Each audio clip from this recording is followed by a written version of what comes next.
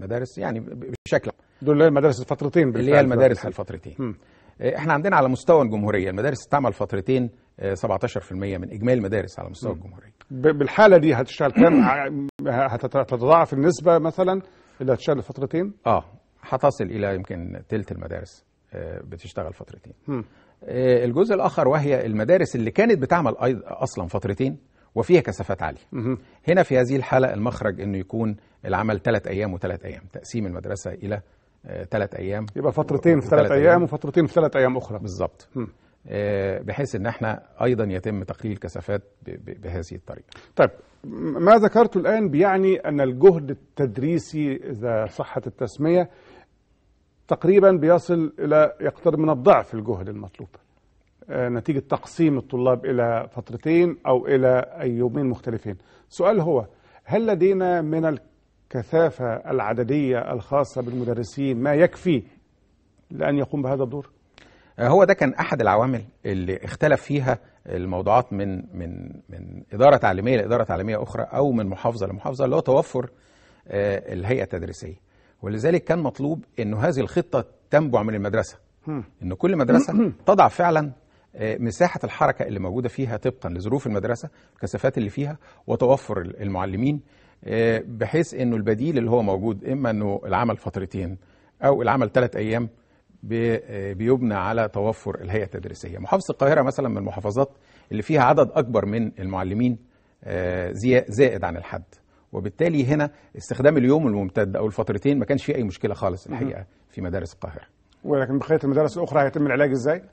كما ذكرت إنه طبقا للحالة إنه إذا كان في عدد مناسب من الهيئة التدريسية، إذا لم يكن هناك عدد مناسب يبقى حل الفترة يبقى هيشتغل 3 أيام، لأنه بيوزع الهيئة التدريسية. أنا بتكلم عن المدرسين، هيئة التدريس. نفس الكلام، هو التوزيع على ال3 أيام معناه انه الهيئة التدريسية بتقدر تشتغل بنفس الهيئة، ولكن لكن في حالة تبقى نص قوة الهيئة هي اللي تشتغل 3 أيام ونص القوة الأخرى يشتغل 3 أيام، في حين انه هو الوضع الطبيعي ان كانت الهيئة بكاملها بتشتغل 6 أيام. ولكن بيكون عدد الساعات أكتر، عدد ساعات الأيام، تقسيم الساعات على عدد الأيام تقصد بالظبط كده. طب السؤال هنا يعني العملية التعليمية في هذه الحالة إلى أي مدى هتتأثر؟ إلى أي مدى أنتم وضعتم في حسبانكم أن المستوى الاستيعاب لدى الطالب هيتأثر بشكل سلبي؟ دي نقطة مهمة جدا الحقيقة، وكانت يعني مسار عمل مكثف من مركز تطوير المناهج مع المستشارين لكل مادة من المواد، اللي تم الاتفاق عليه أيضا وإبلاغ كل المديريات النهاردة في اجتماع اللي تم اليوم، إنه إحنا عندنا منظومة التقويم الشامل بدأت من أولى ابتدائي وصلت لسنة 5، السنة دي بيتم تطبيقها في 6 ابتدائي لأول سنة، وأولى وثانية إعدادي. المنظومة دي بتعتمد على ما يسمى بالفترة الدراسية. الفترة الدراسية كانت 90 دقيقة، فاتخفضت الفترة الدراسية من 90 دقيقة إلى 60 دقيقة. والثالثة إعدادي ما زال نظام الحصة موجود فيها، الحصة كانت 45 دقيقة فخفضت إلى 30 دقيقة، فاحنا بنتكلم على تلتين المساحة الزمنية المتاحة لكل مادة.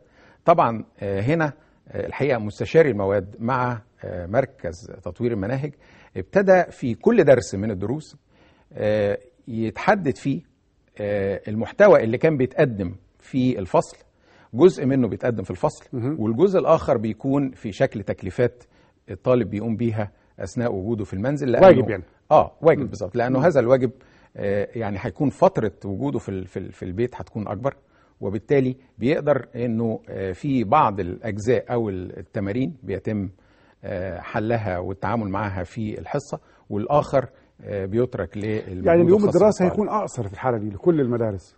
هيكون أقصر بالتحديد، ولكن كان التأكيد على نقطة مهمة جدا، إنه هذا التأثير لا يجب أن يكون على حساب الأنشطة. طيب نخلص الأنشطة، خلي الأنشطة نخلص ده وبعدين نوصل الأنشطة. اليوم الأقصر ده يعني كان المفهوم الواجب أو الهوم وورك زي ما بيعملوه الأولاد، كان المفهوم فيه إن هو بيتدرب أو بيحاول إن هو يفهم الدرس بتاعه اللي درسه النهاردة أو بيستعد للدرس اللي هياخده بكرة. النهاردة المطلوب من التلميذ إن هو يستكمل ما لم يستكمله المدرس معاه في المدرسة. مش هو ده اللي مقصود بالظبط؟ أيوه. يعني النهاردة بدل ما بيدي حصة كاملة درس كامل هيشرح له تلتين الدرس ويقول له التلت التاني انت ذاكره في البيت.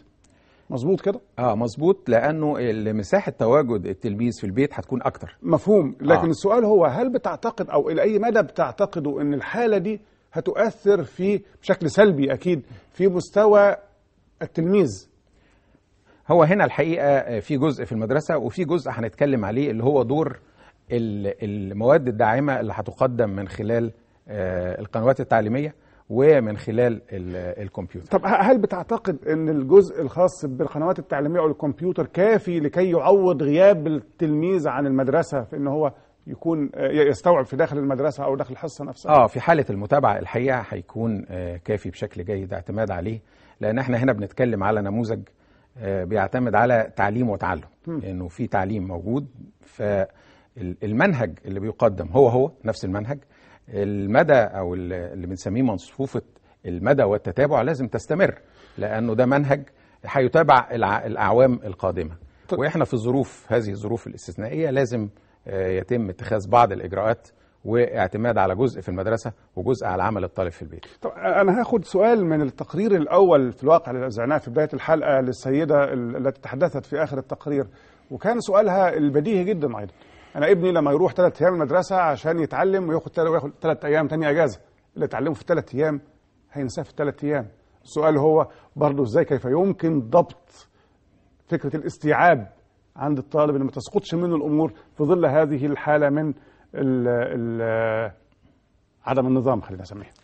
لا، ما انا ذكرت انه في حاله اذا كانت المدرسه اضطرت انها تشتغل يوم ويوم، فالطالب عنده يوم وعنده يوم تاني يوم متفرغ فيه ما بيروحش فيه المدرسه، وبالتالي في مساحه اكبر لاداء هذه التكليفات والواجبات الاضافيه في هذا اليوم، واليوم التالي بيروح فيه المدرسه وبيبتدي عمليه مراجعه للجزء الماضي، ثم الجزء القادم بيبتدي يشتغل فيه. فهنا في مساحه زمنيه اطول للطالب ان هو يتابع ما تم تدريسه. أحد فيما أفهم، وأرجو أن تصحح لي إذا كان فهمي مش صحيح، أحد الالتزامات المصرية دوليا تجاه المنظمات التعليمية في العالم زي اليونسكو وغيرها أن يكون هناك عدد معين من الساعات في التعليم للطالب أو للتلميذ حتى يمكن أن يكون هناك قدر من الاستيعاب الصحيح أو قدر حتى من الاعتراف بأن هذا التعليم كان مجدي. إلى أي مدى هتتأثر هذه النسبة؟ لا، الساعات الكلية اللي موجودة هي يعني هي ما بتتأثرش. احنا بنتكلم هنا على نموذج بيعتمد على شقين. لا، ازاي الساعات الكلية مش هتتأثر؟ مش فاهم. يعني انا بتكلم على ان المنهج بيوزع لعدد معين من الساعات. هنا انا بتكلم على المساحة اللي موجودة في المدرسة هتقل، ولكن الجهد المطلوب من الطالب يعوض الجزء ده بشكل يعني هيتم احتساب تلت المجهود او الثلث اللي هيقوم الطالب بدراسته في البيت هيتم اعتباره جزء من ساعات الدراسه بالفعل. هل ده اللي مقصود؟ بالظبط. يعني اذا الطالب جزء من بالتالي التلامذه لازم يقبضوا على الحكايه دي ولا يعني ما هياش كده بالظبط يعني. طيب هنا برضو بتظل برضو نقطه مهمه، ويعني هنا في النهايه يعني هل لديكم تصور واضح عن مدى التاثير السلبي على التلاميذ